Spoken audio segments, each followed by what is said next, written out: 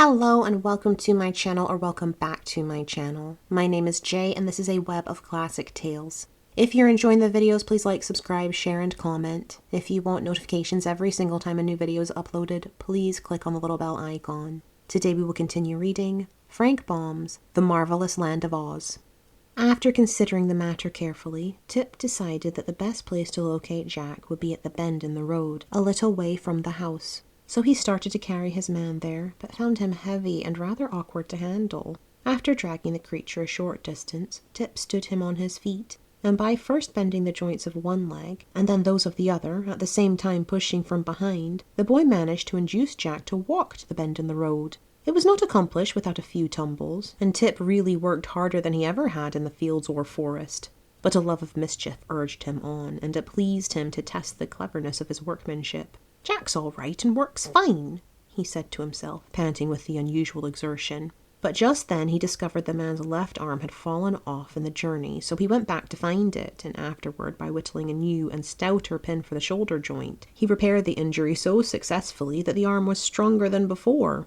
Tip also noticed that Jack's pumpkin head had twisted around until it faced his back, but this was easily remedied. When, at last, the man was set up facing the turn in the path where old Mombi was to appear, he looked natural enough to be a fair imitation of a Gillikin farmer, and unnatural enough to startle anyone that came on him unawares. As it was yet too early in the day to expect the old woman to return home, Tip went down into the valley below the farmhouse and began to gather nuts from the trees that grew there. However, old Mombi returned earlier than usual. She had met a crooked wizard who resided in a lonely cave in the mountains and had traded several important secrets of magic with him. Having in this way secured 3 new recipes, 4 magical powders, and a selection of herbs of wonderful power and potency, she hobbled home as fast as she could in order to test her new sorceries. So intent was Mombi on the treasure she had gained that when she turned the bend in the road and caught a glimpse of the man, she merely nodded and said, "Good evening, sir."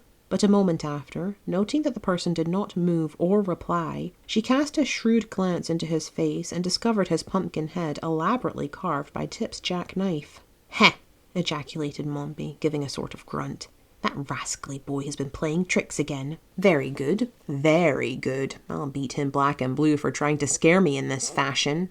Angrily she raised her stick to smash in the grinning pumpkin head of the dummy. But a sudden thought made her pause. The uplifted stick left motionless in the air. "Why, here is a good chance to try my new powder," she said eagerly, "and then I can tell whether that crooked wizard has fairly traded secrets, or whether he has fooled me as wickedly as I fooled him." So she set down her basket and began fumbling in it for one of the precious powders she had obtained. While Mombi was thus occupied, Tip strolled back with his pockets full of nuts and discovered the old woman standing beside his man and apparently not the least bit frightened by it. At first he was generally disappointed, but the next moment he became curious to know what Mombi was going to do. So he hid behind a hedge where he could see without being seen and prepared to watch. After some search, the woman drew from her basket an old pepper box, upon the faded label of which the wizard had written with a lead pencil, "Powder of Life."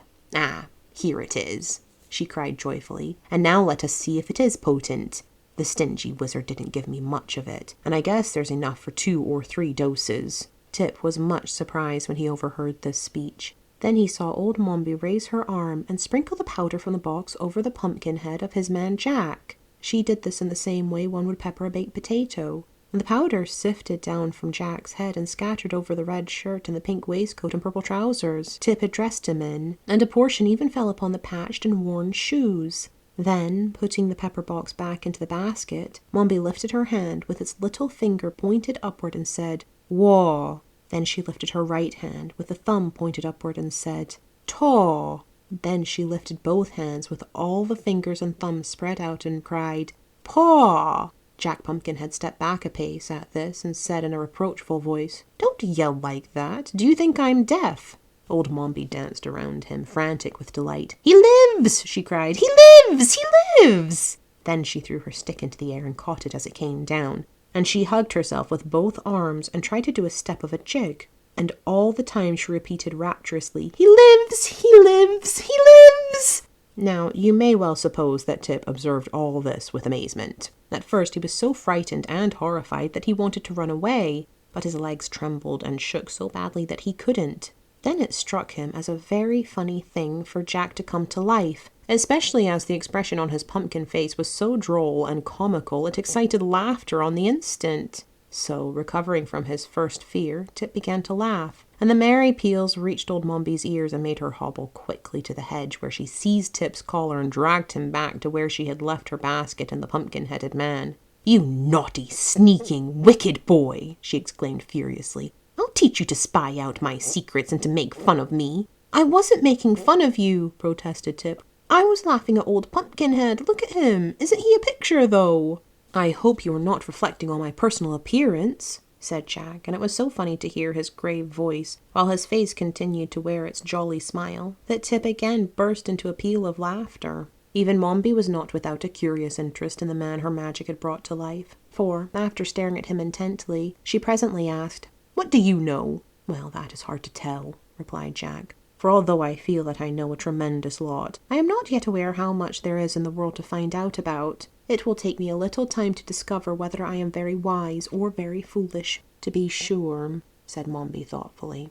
"But what are you going to do with him now he is alive?" asked Tip, wondering. "I must think it over," answered Mombi. "But we must get home at once, for it is growing dark. Help the Pumpkinhead to walk." "Never mind me," said Jack. "I can walk as well as you can. Haven't I got legs and feet? And aren't they jointed?"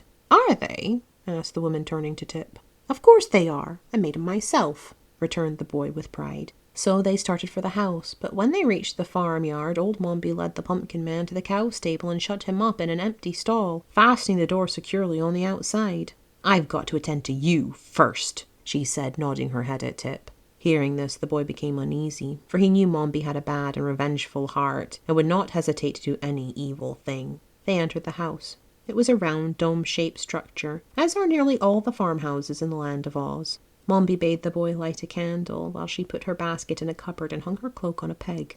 Tip obeyed quickly, for he was afraid of her. After the candle had been lighted, Mombi ordered him to build a fire in the hearth, and while Tip was thus engaged, the old woman ate her supper. When the flames began to crackle, the boy came to her and asked a share of the bread and cheese, but Mombi refused him. "I'm hungry," said Tip in a sulky tone. "You won't be hungry long," replied Mombi with a grim look. The boy didn't like this speech, for it sounded like a threat, but he happened to remember he had nuts in his pocket, so he cracked some of those and ate them while the woman rose, shook the crumbs from her apron, and hung above the fire a small black kettle. Then she measured out equal parts of milk and vinegar and poured them into the kettle. Next she produced several packets of herbs and powders and began adding a portion of each to the contents of the kettle. Occasionally she would draw near the candle and read from a yellow paper the recipe of the mess she was concocting. As Tip watched her, his uneasiness increased. "What is that for?" he asked. "For you," returned Mombi briefly. Tip wriggled round upon his stool and stared a while at the kettle, which was beginning to bubble. Then he would glance at the stern and wrinkled features of the witch, and wish he were any place but in that dim and smoky kitchen, where even the shadows cast by the candle upon the wall were enough to give one horrors. So an hour passed away, during which the silence was only broken by the bubbling of the pot and the hissing of the flames. Finally Tip spoke again.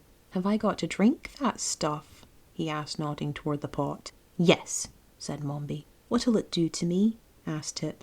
"If it's properly made," replied Mombi, "it will change or transform you into a marble statue." Tip groaned and wiped the perspiration from his forehead with his sleeve. "I don't want to be a marble statue," he protested. "That doesn't matter. I want you to be one," said the old woman, looking at him severely. "What us'll I be then?" asked Tip. "There won't be anyone to work for you."